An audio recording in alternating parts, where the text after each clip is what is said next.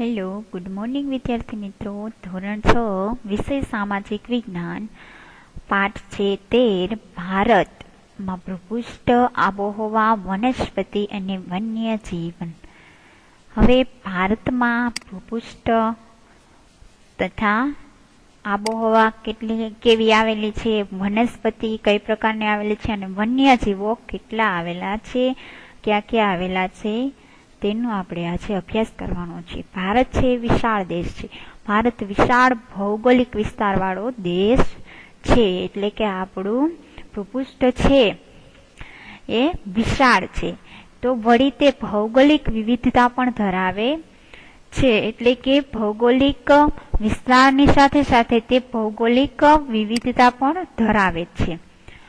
આ વૈવિધ્ય એટલે કે આ જે અલગતા છે એ આપણને વિસ્મય પમાડે છે, એટલે કે અચરજ પમાડે છે. ઉત્તરમાં હિમાલયની પર્વતમાળામાં જેના ઊંચા શિખરો 12 માસ બરફથી ઢંકાયેલા રહે છે, અને પૂર્વમાં બંગાળનો જે ઉપસાગર, પશ્ચિમે અરબ સાગર અને દક્ષિણમાં હિન્દ મહાસાગર આવેલા છે.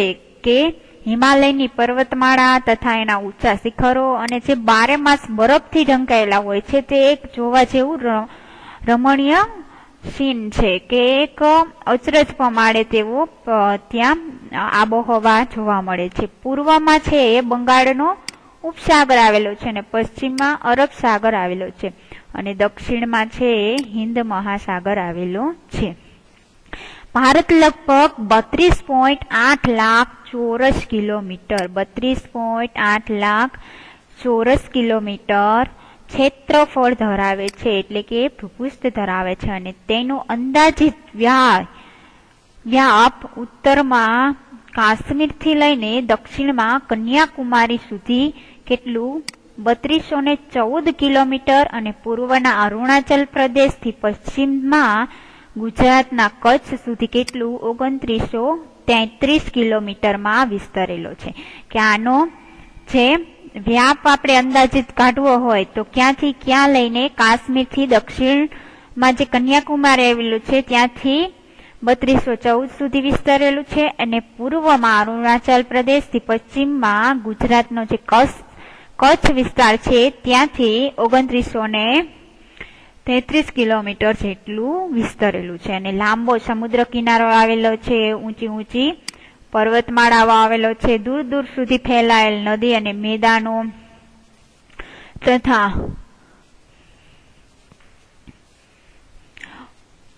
ઉબડ ખાબડ ઉચ્ચ પ્રદેશ અને કિનારાથી દૂર આવેલા ટાપુઓ જેવા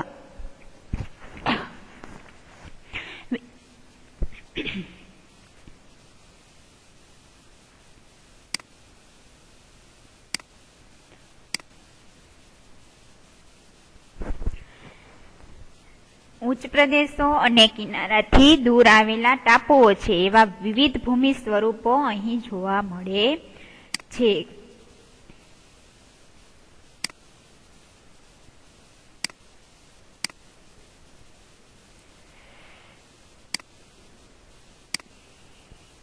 હવે ભૂમિ સ્વરૂપો જે છે એ ક્યાં જોવા મળે છે? ઉબડ ખાબડ ઉચ્ચ પ્રદેશમાં અને કિનારાથી થોડાક દૂર આવેલ છે ટાપુ હોય ત્યાં. કેવા સ્વરૂપો? વિવિધ પ્રકારના. એમાં ઘણા ઊંચા પ્રદેશો હોય પણ ઘણા ટાપુઓ હોય છે, એટલે વિવિધ સ્વરૂપના એ ભૂમિ સ્વરૂપો હોય છે. આબોહવા અને વનસ્પતિ સાથે સંસ્કૃતિ અને ભાષાની પણ વિવિધતા પણ આપણને ઉડીને આંખે વળગે છે, કે આબોહવા છે એમાં પણ વિવિધતા જોવા મળે છે, અને વનસ્પતિ પણ અલગ અલગ પ્રકારની જોવા મળે છે, અને સંસ્કૃતિમાં પણ તથા ભાષાની પણ વિવિધતા જોવા મળે છે. આપણા રિવાજો અને પરંપરાઓમાં પણ અલગતા જોવા એટલે કે ભિન્નતા જોવા મળે છે, અને આ વિવિધતા અને એક રાષ્ટ્રની ભાવના આપણને વિશ્વમાં એક વિશિષ્ટ ઓળખ અપાવે છે. કે આપણા દેશમાં જે વિવિધતા રહેલી છે એ વિવિધતામાં જે એકતા જોવા મળે છે એ એક આપણા દેશની શું છે? વિશિષ્ટ ઓળખ છે. શા માટે? કારણ કે બધા જ રાજ્યોની બોલી શું હોય છે? અલગ અલગ હોય છે. આથી બધા રાજ્યોની બોલી તથા એના રીતિ રિવાજો, એના ઉત્સવો, એના નૃત્યો, આ બધું વિવિધતા છે, છતાં પણ લોકો એક સામ્ય, એકતા સંપીને રહે છે. એ એક આપણી વિશિષ્ટ લાક્ષણિકતા અને ઓળખ છે આપણા દેશની. ભારતના ભૂપૃષ્ઠને આધારે તેના પ્રાકૃતિક એટલે કે એના કુદરતી વિભાગ પાડવામાં આવ્યા છે.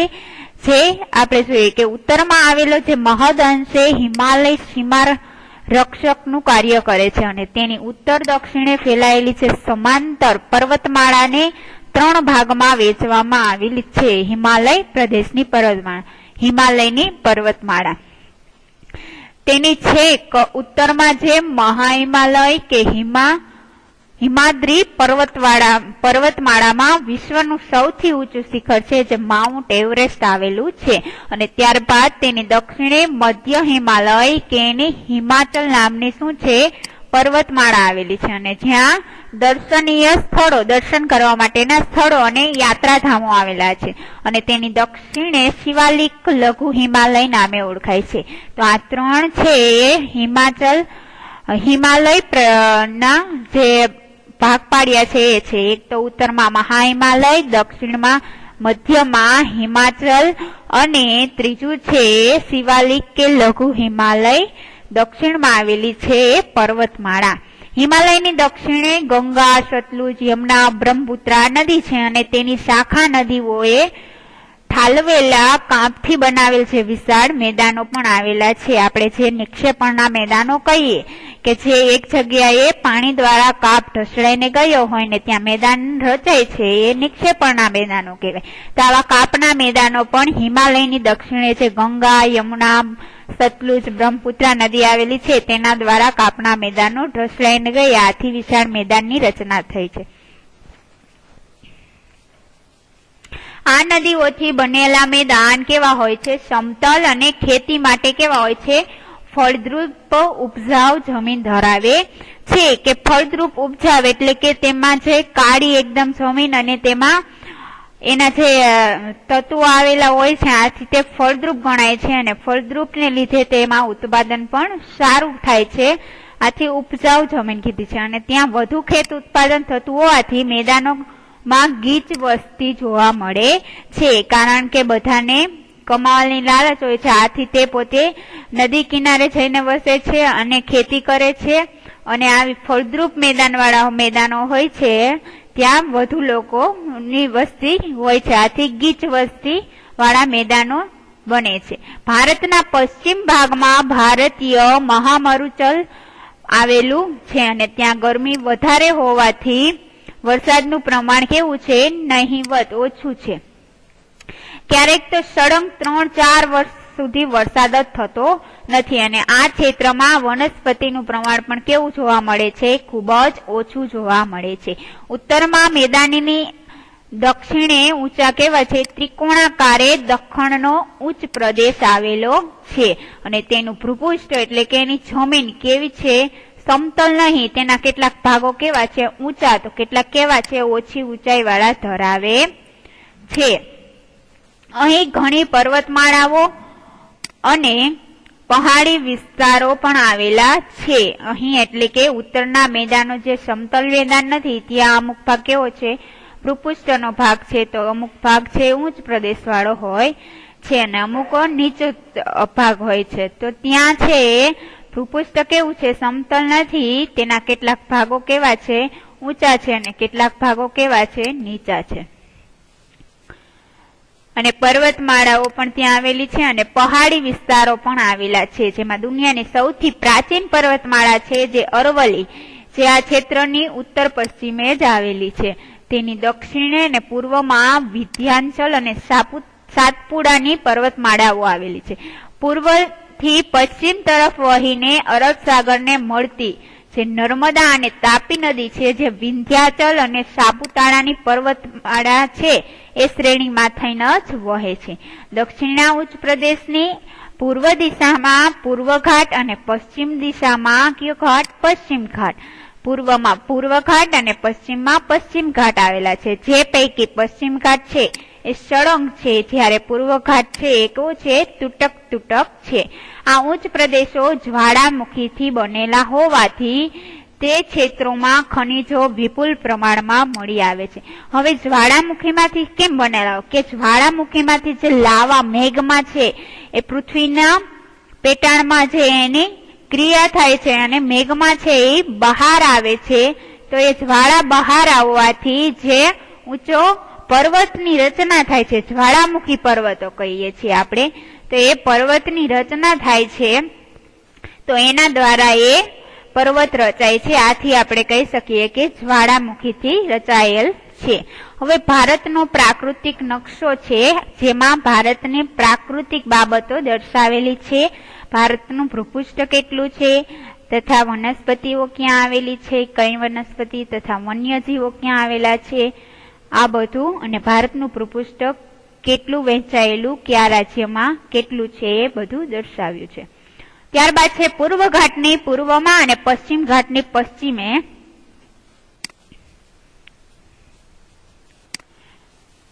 મેદાન આવેલ છે કે પૂર્વ ઘાટની પૂર્વમાં મેદાન અને પશ્ચિમ ઘાટની પશ્ચિમ કિનારે મેદાન આવેલ છે. આ મેદાનોમાં પૂર્વ કિનારાના મેદાનની તુલનામાં પશ્ચિમ કિનારાનું મેદાન કેવું છે, સાંકડું એટલે કે નાનું છે. અને ગોદાવરી, મહાનદી, કાવેરી અને કૃષ્ણા પૂર્વ તરફ વહીને કેવો ફળદ્રુપ મુક્ત ત્રિકોણ બનાવી બંગાળના ઉપસાગરને મળે છે. જે ફળદ્રુપ જમીન બનાવે છે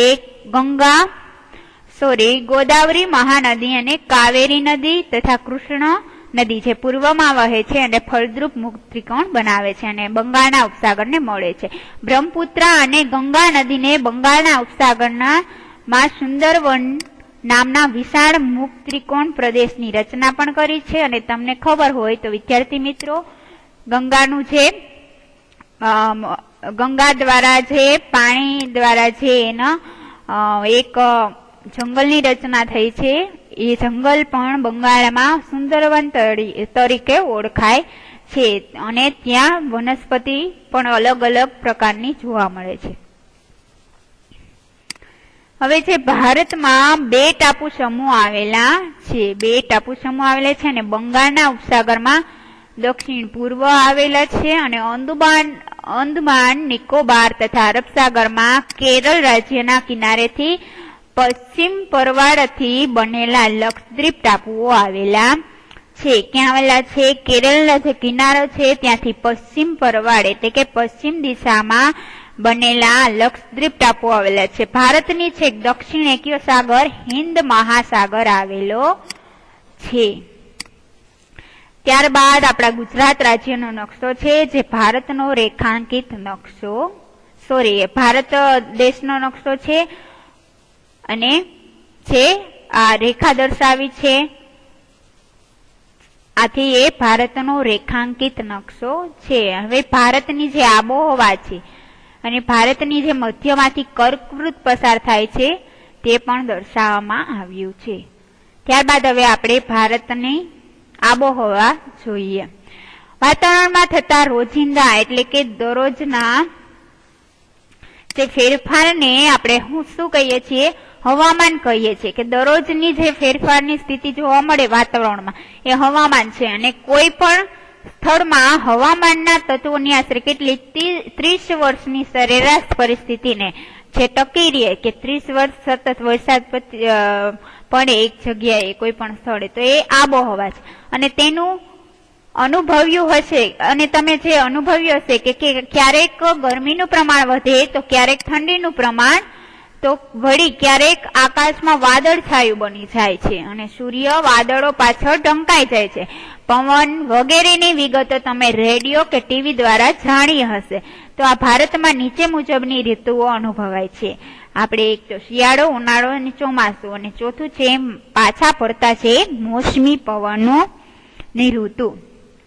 હવે કયા મહિનામાં? તો શિયાળો ડિસેમ્બર થી ફેબ્રુઆરી સુધી હોય છે અને એ ઠંડીની ઋતુ છે. ઉનાળો છે તો એ માર્ચ થી મે સુધી હોય છે, તો એ ગરમીની ઋતુ છે. અને જૂન થી સપ્ટેમ્બર સુધી વર્ષા ઋતુ જે ચોમાસું હોય છે. અને ઓક્ટોબર થી નવેમ્બર જે શરદ ઋતુ કહીએ છીએ, જે નિવર્તન ઋતુ છે કે પાછા ફરતા છે આપણે કહીએ છીએ મોસમી પવનનો એ ઋતુ. ત્યારબાદ છે હવે ઋતુઓ છે કે શિયાળો. શિયાળામાં આપણે શિયાળો છે એ આપણે ઠંડીની ઋતુ છે અને જે અત્યારે હાલ આપણે અનુભવીએ છીએ. આ દિવસોમાં સૂર્યના કિરણો ત્રાસા પડતા હોવાથી અને ક્યારેક હિમ વર્ષા થવાથી ઉત્તરના મેદાનમાં અને હિમાલયના પર્વતીય પ્રદેશમાં તાપમાન કેવું હોય છે? નીચું હોય છે. અને ગુજરાતના ઉત્તર ભાગમાં આવેલ વિસ્તારોમાં રાજ્યના બીજા વિસ્તારો કરતા વધુ ઠંડી અનુભવાય છે. કે ગુજરાત રાજ્ય છે એમાં ગુજરાતના જે ઉત્તર દિશામાં આવેલા જેટલા વિસ્તારો છે ત્યાં બીજા રાજ્યો કરતા વધુ ઠંડી અનુભવાય છે. અને આ ઋતુમાં દિવસો કેવા હોય છે? ટૂંકા હોય છે અને રાત્રિ લાંબી હોય છે. ત્યારબાદ ઉનાળો છે. ઉનાળો એ અકળાવનારી ગરમીની ઋતુ છે કે ગરમી કેવી હોય છે? વધુ પડે છે. અને આ દિવસોમાં સૂર્યના કિરણો લગભગ કેવા હોય છે? સીધા પડે છે. ઓલા સૂર્યના કિરણો શિયાળામાં ત્રાંસા પડતા હોવાથી તાપમાન કેવું રહે છે? નીચું રહે છે. અને આમાં સીધા પડતા હોવાથી તાપમાન ઊંચું રહે છે. જો કે સમુદ્ર કિનારાના પ્રદેશોમાં ગરમીનું પ્રમાણ દેશના ખંડીય ભાગો કરતા કેવું હોય છે? ઓછું હોય છે. અને બપોરના ગરમ સૂકા પવનો ફૂંકાય છે જેને આપણે લૂ તરીકે પણ ઓળખીએ છીએ. આ ઋતુ દરમિયાન ગુજરાતના ઉત્તર ભાગ અને રાજસ્થાનના પશ્ચિમ ભાગમાં શું થાય છે? ગરમી વધુ પડે છે. અને આ ઋતુમાં દિવસો શિયાળાની તુલનામાં કેવા હોય છે? લાંબા હોય છે અને રાત્રિ ટૂંકી હોય છે. હવે ચોમાસું એ વરસાદની ઋતુ છે.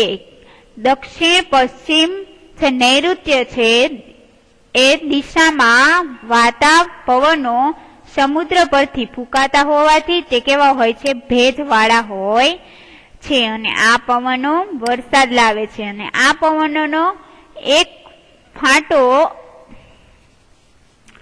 જે અરબ સાગર પરથી આગળ વધી કેરળ, મહારાષ્ટ્ર રાજ્ય, ગુજરાત અને મધ્ય ભારત સુધી પહોંચે છે. કે આ પવનોનો ફાટો એટલે કે એક પવનની લહેર ક્યાં પહોંચે છે? કેરળ રાજ્ય, મહારાષ્ટ્ર, ગુજરાત અને મધ્ય ભારત સુધી પહોંચે છે. જ્યારે બીજો ફાટો એટલે કે બીજો જે આપણે કહીએ કે બીજો પવનની લહેરકી એ એકબીજાને મળીને અંદમાન દ્વીપ સમૂહો પૂર્વ ભારત થઈ ગંગાના મેદાન તરફ આગળ વધે છે. અને આ બંને ફાટા આગળ જતા એકબીજાને શું કરે છે? મળે છે. અને પછી પશ્ચિમ ઉત્તર પ્રદેશ, હરિયાણા, પંજાબ, પૂર્વ રાજસ્થાન સુધી પહોંચે છે અને ત્યાં વરસાદ આપે છે. અને વરસાદના આગમનથી ખેડૂત વર્ગ અને ખેતીકામમાં પ્રવૃત્ત એટલે કે ખેતીકામ જે કરતા હોય એ લોકો આ પવનોના માર્ગમાં પર્વતો આવે ત્યારે ત્યાં વધુ વરસાદ આવે છે. આજે પાછા પડતા મોસમી પવનો છે એટલે કે એ પવનોના માર્ગમાં જ્યારે પર્વતો એટલે કે જ્યાં જ્યાં પર્વતો હોય ત્યાં વરસાદ કેવો આવે છે? વધુ આવે છે. ગુજરાતમાં વરસાદની શરૂઆત ક્યાંથી થાય છે? જૂન મહિના અને બીજા કે ત્રીજા સપ્તાહથી જ શરૂ થઈ જાય છે. અને જુલાઈના પહેલા સપ્તાહ સુધીમાં તો આખા ગુજરાતમાં વર્ષા ઋતુનું આગમન થઈ જાય છે.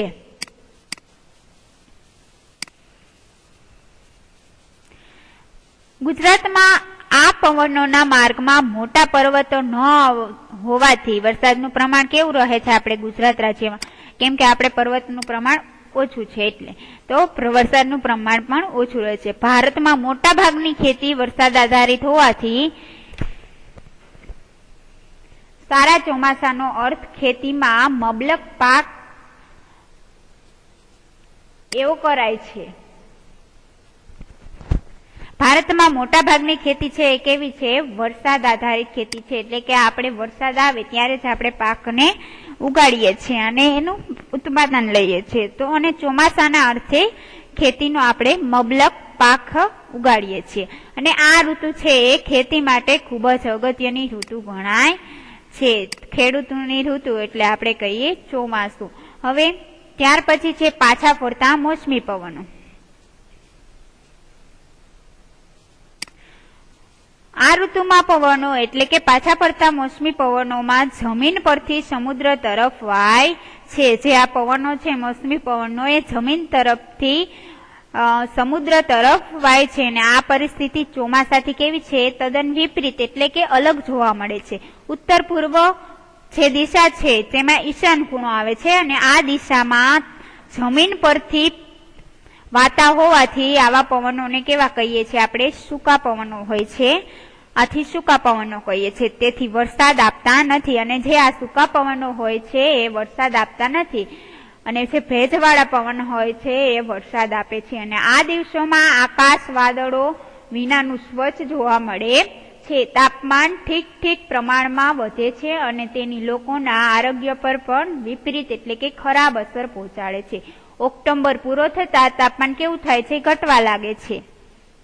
અને નવેમ્બરથી વહેલી સવારે શું થાય છે? ઠંડી અનુભવાય છે. આ પવનો બંગાળના ઉપસાગર પરથી પસાર થતા ભેજવાળા બને છે અને ભારતના પૂર્વ કિનારેથી આવેલા તમિલનાડુ રાજ્ય અને આંધ્રપ્રદેશમાં તે દિવસે શું થાય છે? ભેજવાળા હોવાથી વરસાદ થાય છે અને સૂકા હોય તો વરસાદ થતો નથી. ભારતની આબોહવામાં સ્પષ્ટ ઋતુભેદ અનુભવાય છે. એટલે કે ઋતુભેદ એટલે કે ઋતુમાં ભેદભાવ જોવા મળે છે અને તેની ખાસિયત કારણ કે સામાન્ય રીતે મોસમી આબોહવા એને કહેવાય છે. જે ઋતુમાં ભેદભાવ એટલે કે ઋતુમાં પરિવર્તન આવે એ છે મોસમી પવનોની મોસમી આબોહવાની ઋતુ. મોસમી પવનો જે આપણે કહીએ પાછા ફરતા એ. ત્યારબાદ છે વનસ્પતિ અને એના જંગલોના પ્રકાર. આપની ચોતરફ એટલે કે આપણી ચારે બાજુ વિવિધ પ્રકારના આપણે ઝાડ, છોડવા અને ઘાસ જોવા મળે છે. તો કેટલીક સુંદર મજાની ફૂલોવાળી તો કેટલીક કાંટાળી વનસ્પતિ પણ હોય છે કે જ્યાં પાણીનું પ્રમાણ ઓછું હોય છે, જ્યાં રણ વિસ્તાર હોય છે ત્યાં કાંટાળી વનસ્પતિ જોવા મળે છે અને જ્યાં બારેમાસ વરસાદ પડતો હોય ત્યાંના જંગલો કેવા હોય છે? લીલાછમ હોય છે. અમુક વૃક્ષો ઘેઘૂર ઘટાદાર તો અમુક કેવા હોય છે? નીચા અને પાખા હોય છે. પાખા એટલે કે એમાં પાંદડા ઓછા હોય છે. વનસ્પતિ એક પ્રદેશ કરતા બીજા પ્રદેશમાં કેવી હોય છે? અલગ અલગ જોવા મળે છે. અને આ વિવિધતાનું કારણ શું છે? એમાં આબોહવામાં રહેલી ભિન્નતા કે જે હવામાન એ તો દરરોજ બદલાય છે પણ આબોહવા આપણે જોવી હોય તો કોઈ પણ સ્થળની સરેરાશ હવામાનની સ્થિતિ 30 વર્ષની જોવી પડે ત્યારે એ આબોહવાની આપણે સમજ આવે અને ત્યારે એ આબોહવા આપણે જાણી શકીએ. આ આબોહવાને આધારે જ વનસ્પતિમાં પ્રકાર પાડવામાં આવે છે. વરસાદનું પ્રમાણ વનસ્પતિની આ વિવિધતાનું સર્જન માટેનો એક મુખ્ય આધાર છે કે વરસાદનું પ્રમાણ વનસ્પતિની આ વિવિધતા એટલે કે વનસ્પતિમાં જે વિવિધતા અલગતા જોવા મળે છે એ એક વરસાદનું કારણ છે કે જ્યાં બારે માસ લીલાછમ જંગલો જોવા મળે છે ત્યાં વરસાદનું પ્રમાણ કેવું હોય છે? વધારે હોય છે. જંગલોના પ્રકારો આ મુજબ છે કે ઉષ્ણકટિબંધીય વરસાદી જંગલો. જ્યાં વરસાદનું પ્રમાણ વધારે હોય ત્યાં ઉષ્ણકટિબંધીય વરસાદી જંગલો આવેલા હોય છે અને આ જંગલોના વૃક્ષો કેવા હોય છે? ઘેઘૂર અને ઘટાદાર હોવાથી સૂર્યના કિરણો જમીન સુધી પહોંચી શકતા નથી. જ્યાં સૂર્યના કિરણો જમીન સુધી પહોંચે નહીં ત્યાં સૂર્યના કિરણો કેવા પડે છે? સીધા પડે છે.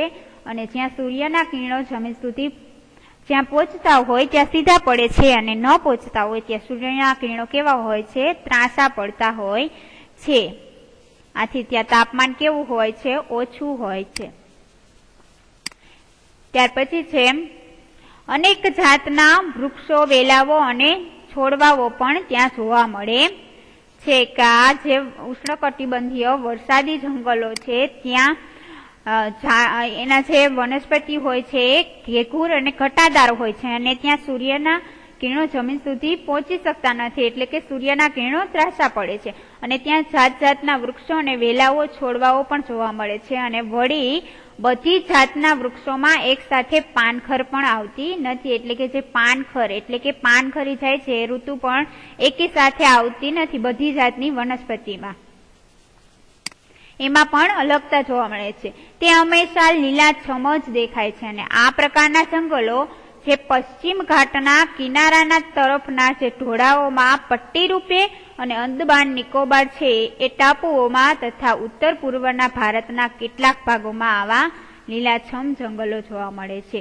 અને તે ઉષ્ણકટિબંધીય વરસાદી જંગલોની મુખ્ય વનસ્પતિ છે. એક તો મહોગીની, રોઝવુડ, નેતર વગેરે અહીં જોવા મળે છે. ઉષ્ણકટિબંધીય જે પાનખર જંગલો કે ત્યાં પાંદડા ખરી જાય છે. આ પ્રકારના જંગલો ભારતમાં ઘણા મોટા ભાગમાં પણ આવેલા છે. આ જંગલો ઓછા કહેવાય છે, ઓછા ઘટાદાર હોય છે અને તેમાં પાનખર ઋતુ દરમિયાન વૃક્ષો શું કરે છે? પાંદડા ખેરવે છે. આથી તેને ખરાવ મોસમી જંગલો પણ કહે છે અને ઉષ્ણકટિબંધીય પાનખર જંગલો પણ કહે છે. ત્યાં જે મુખ્ય વનસ્પતિ છે એ છે સાગ, શાલ, વાંસ, મહુડી, લીમડી વગેરે ઉષ્ણકટિબંધીય પાનખર જંગલોના મુખ્ય વૃક્ષો છે. ત્યાર પછી છે સૂકા ઝાખરાવાળા જંગલો. આ પ્રકારના જંગલો ઓછા વરસાદી પ્રદેશો જ્યાં હોય છે ત્યાં જોવા મળે છે કે જ્યાં વરસાદ નહીવત સાવ ઓછા પ્રમાણમાં થાય છે. અને અહીં થતા વૃક્ષો કેવા હોય છે? કાંટાળા હોય છે. એમાં જોઈએ થોર, ખેર, ખીચડો, બાવળ, બોરડી આ બધા શું છે? કાંટાળી વનસ્પતિ છે. અને સૂકા જે જંગલો હોય ત્યાં આ વનસ્પતિ જોવા મળે છે. જેમ કે રાજસ્થાન, હરિયાણા પ્રદેશ, પશ્ચિમ ઘાટના જે પૂર્વીય ઢાળ છે ત્યાં પણ આવા જંગલો જોવા મળે છે અને ગુજરાતમાં પણ આવા જંગલો જોવા મળે છે. તો વિદ્યાર્થી મિત્રો, ત્યાર પછીનો જે ભારતનો નકશો છે એ છે કુદરતી વનસ્પતિ કે જ્યાં 12 માસના લીલાછમ જંગલો જોવા મળે છે. ત્યારબાદ ઉષ્ણકટિબંધીય વરસાદી જંગલો ક્યાં આવેલા છે? તો જે નિશાની દર્શાવી છે તે આધારે તમારે જોઈ લેવાનું છે નકશામાં. ક્યાં ગ્રીન કલરનું છે તો ત્યાં ઉષ્ણકટિબંધીય વરસાદી જંગલો આવેલા છે. ત્યારબાદ સૂકા ઝાખરાવાળા જંગલો ક્યાં આવેલા છે? ત્યારબાદ ઉષ્ણકટિબંધીય પાનખરના જંગલો ક્યાં આવેલા છે? અને પર્વતીય જંગલો ક્યાં આવેલા છે? તે બધામાં નિશાની આપેલી છે. વિદ્યાર્થી મિત્રો, અહીં છે જે લાકડિયા ભૂખરો કલર આપેલો છે ત્યાં પર્વતીય વિસ્તાર આવેલો છે, જે પર્વતીય જંગલો જોવા મળે છે. તો અહીં આપણે લેક્ચર પૂરો કરીએ. ત્યાર પછીનું આપણે બીજા લેક્ચરમાં સમજીશું. Thank you.